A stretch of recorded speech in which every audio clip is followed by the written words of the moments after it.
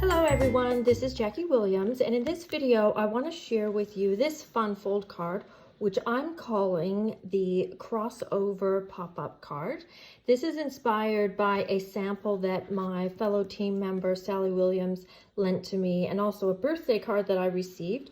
So I don't know who the original designer was, but it wasn't me, so I will just at least give that much credit. But I have made some variations and have lots of samples to share with you today.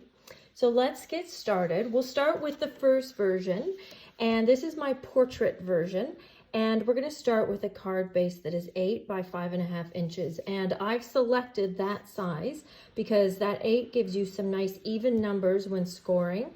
And it's also a size that no matter what size your cardstock is or what country you live in, you can make that size with your cardstock without too much waste. So then we're going to score that on the 8-inch side at 2 and 6 inches. Now I have created a PDF file, which I will put the link below this video. So we just use our scoring tool and scored at 2 and 6 inches like that. And then that basically creates a gatefold card where it's scored in quarters, but we don't do that middle score line. So that's half the paper and then the half of the halves on either side like this. Then we need a couple of pieces, and for this I've selected 3.5 by 2 1/4, and I've made them in a contrasting color just so it's easier for you to see.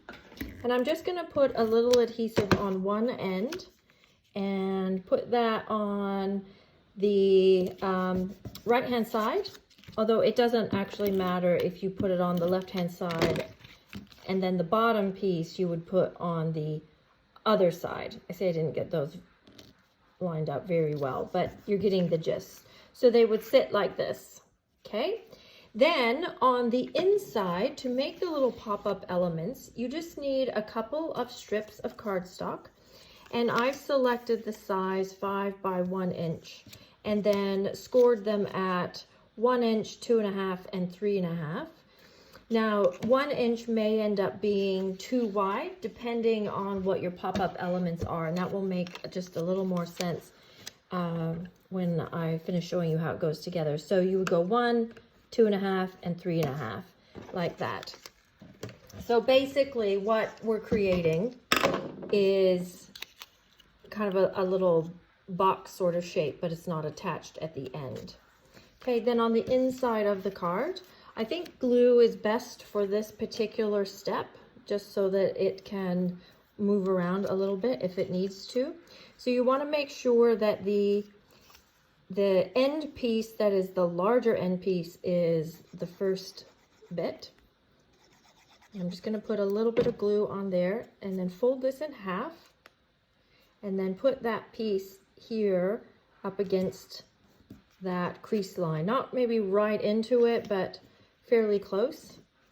And then on this square end piece, I'm going to put just a bit of glue and then just close this flap. That way you know that when this closes, this is going to lay flat. And then when it opens, you have this little pop-up feature that you can put an embellishment here on that section. So I'll just do the same thing down here near the bottom. And then just close this side and just give that a second to adhere. Now then, our pop-up elements, which can be things you've cut, it can be die cuts, it can be labels, it can be circles, whatever. You're just going to adhere onto these little platforms here, and then when you open your card, those will pop up. Now, of course, you'd want to make sure that your circle isn't sticking up above your card, so you'd want to move that down or move your pop-up element down. But that's just something to be aware of. So that's how the foundation of this card goes together. So let's look at a few samples. So my first sample is one that I shared right at the beginning of the video, and this one is using the new Sweet Citrus Bundle, and I think this one is great fun. It can be lemons, limes, oranges, grapefruits, or probably some other things that I'm not even thinking of. So I also wanted to use the new papers, the celebration papers, and took my colors from there using fresh freesia and Granny Apple Green. And then when I open the card, we've got the fun little pop-up feature. And again, I've used circles for this one and just added a few more lime slices and some happy words. Then this sample is one that I borrowed from my demonstrator friend Sally Williams, and this one uses the hues of happiness and makes use of the words, the beautiful words and font in that suite, and those gorgeous, gorgeous papers. And my third sample for the portrait version of this card is using the Dainty Delights bundle. So this is a new one coming in January. Beautiful, and I wanted to use the daisies. I'm quite partial to daisies. And this time I have actually made 3 panels instead of 2, and strategically cut my vines so that they broke apart when I pulled it open. And then I've also lined it with that brick folder again, and then had my floating elements here on the inside. Next, I just want to show you another variation of this fun fold, and this is more of a landscape version. So in this case, I've chosen a card base size of 4 1/8 by 11, or if you have letter size paper, you could do 4 1/4 by 11. It doesn't really matter. That just affects the height of the card by 1/8 of an inch, so a very small amount. And then you're going to score it at 2 3/4 and 8 1/4, again using the scoring board. And then the pieces that you want on the front this time need to be necessarily a little longer and a little slimmer. So those pieces are 5 by 1 3/4 inches.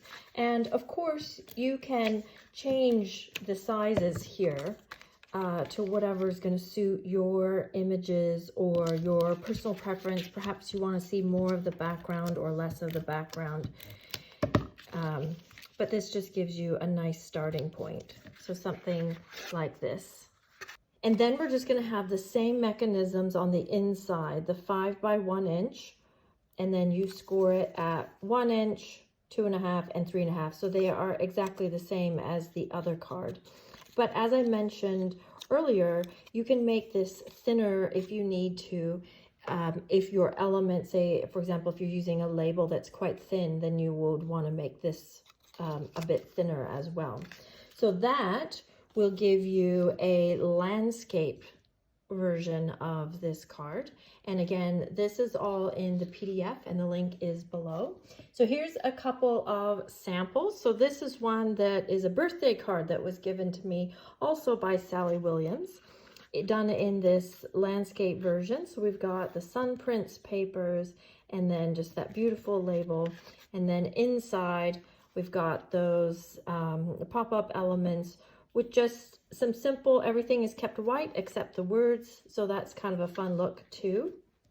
And then I have made a sample this afternoon using the brand new On the Farm bundle. So I have used the On the Farm papers here in the background, and also here, and then just cut some of the animals right out of the papers and add that gorgeous windmill. And you can see that instead of making the 2 strips the same size, I've actually varied the size there. So you do have that option.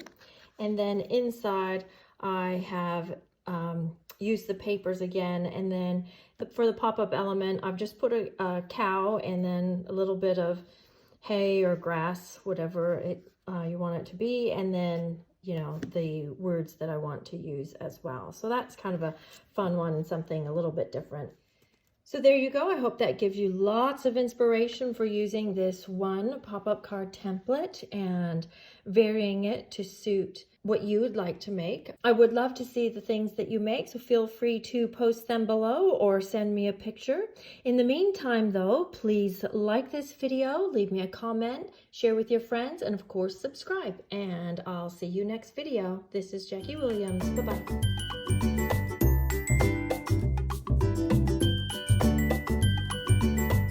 And then we're just gonna have the same mechanisms in the front. I mean, sorry,